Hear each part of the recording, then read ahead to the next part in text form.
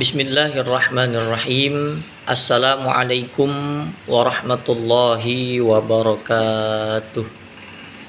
Alhamdulillah. Allahumma salli wa sallim ala sayyidina Muhammadin wa ala ali sayyidina Muhammad.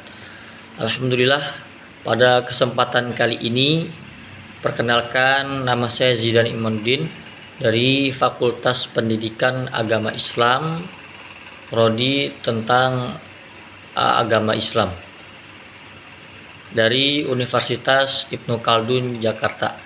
Pada kesempatan kali ini saya ingin menyampaikan beberapa jawaban yang telah diberikan pertanyaan oleh dosen pengampu, yaitu yang terhormat Ibu Hajah Syarifah MPDI, dengan mata kuliah Strategi Pembelajaran Pendidikan Agama Islam.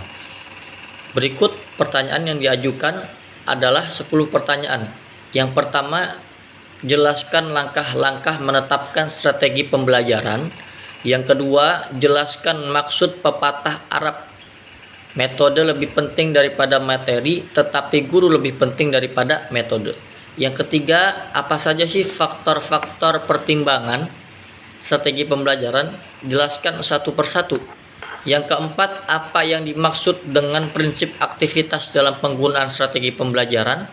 Pertanyaan kelima, jelaskan maksud dari prinsip individualitas dan dalam penggunaan strategi pembelajaran. Yang keenam, apa yang dimaksud dengan strategi pembelajaran yang applicable?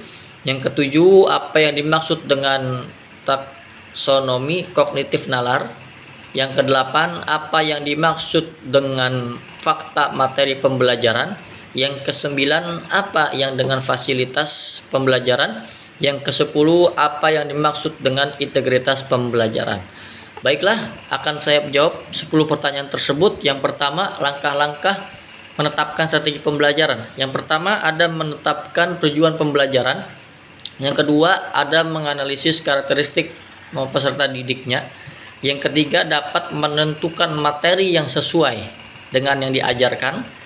Yang keempat, ada memilih metode dan media pembelajaran. Silahkan dipilih medianya apa yang digunakan, metodenya dengan cara bagaimana, dengan cara ceramahkah, dengan cara memberikan praktekkah, dan memberi media pembelajaran itu bisa dengan proyektor atau alat peraga yang disediakan oleh si guru tersebut.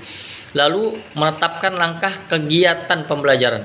Yang terakhir, baru kita menemukan evaluasi dan tindak lanjut. Bagaimana setelah hasil pembelajaran, evaluasinya, apakah ini semakin meningkat ataukah ingin diulang ke materi sebelumnya di minggu yang akan datang.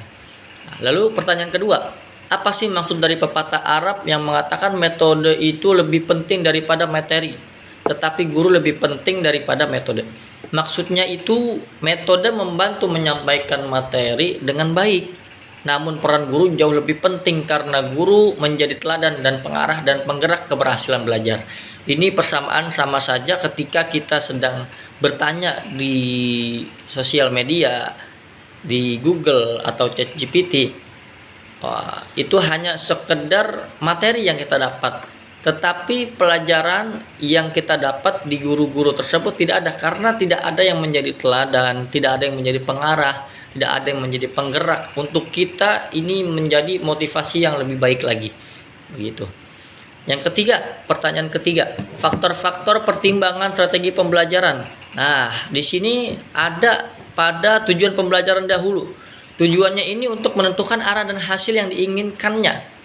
Gitu. Jadi output dan input yang didapatkan dari hasil pembelajaran siswa tersebut. Yang kedua, kita harus tahu tentang karakteristik siswa, usia, kemampuan, dan minat belajarnya itu sudah sejauh mana. Gitu. Yang ketiga, materi pelajarannya, mudah atau sulitnya materi, yang mungkin materi tersebut atau mata pelajaran tersebut sulit atau mudahnya di saat kita mengajarkannya. Lalu ada ketersediaan waktu dan fasilitas. Nah, ini menyesuaikan durasi. Kadang kita diberikan waktu 1 jam, kadang kita diberikan 2 jam. Dan prasarana yang diberikan oleh sekolah tersebut kadang tidak mempunyai proyektor, kadang tidak mempunyai sirkus udara yang yang memadai sehingga siswa tersebut menjadi penghambat atau faktor-faktor pertimbangan dalam strategi pembelajarannya. Lalu yang terakhir ada kemampuan guru. Nah, ini kemampuan guru bisa dinilai dari kreativitas gurunya. Mau bagaimana dia dalam cara mengajarnya, apakah guru itu kreatif atau tidak, itu bisa dilihat. Itu juga termasuk dalam faktor-faktor pertimbangan strategi pembelajaran. Pertanyaan keempat, ada prinsip aktivitas. Nah, prinsip aktivitas dalam strategi pembelajaran ini menekankan bahwa siswa harus aktif untuk berpartisipasi, tidak hanya mendengar, tetapi berpikir untuk berdiskusi dan melakukan kegiatan secara langsung. Lalu pertanyaan kelima, ada prinsip individualis dalam strategi pembelajaran. Ada setiap peserta didik itu memiliki kemampuan yang beda-beda. Minat, bakatnya, gaya belajarnya, ada yang bosen, ada yang tiap di kelas itu mengantuk, ada yang jenius, berpikir terus, ada yang mudah berdiskusi. Nah, itu prinsip-prinsip aktivitas dalam strategi pembelajaran yang kita harus ketahui. Yang kelima, prinsip individualis. Individualitasnya dalam strategi pembelajaran bagaimana? Setiap peserta didik memiliki perbedaan kemampuan minatnya. Lalu pertanyaan keenam, strategi pembelajaran yang applicable. Jadi maksudnya itu adalah yang dapat diterapkan secara nyata sesuai dengan kondisi siswa, lingkungan, dan tujuan pembelajaran. Jadi kita harus menyesuaikan kondisi siswanya sedang apa, lalu kita lingkungannya itu seperti apa, karena setiap kelas itu berbeda-beda.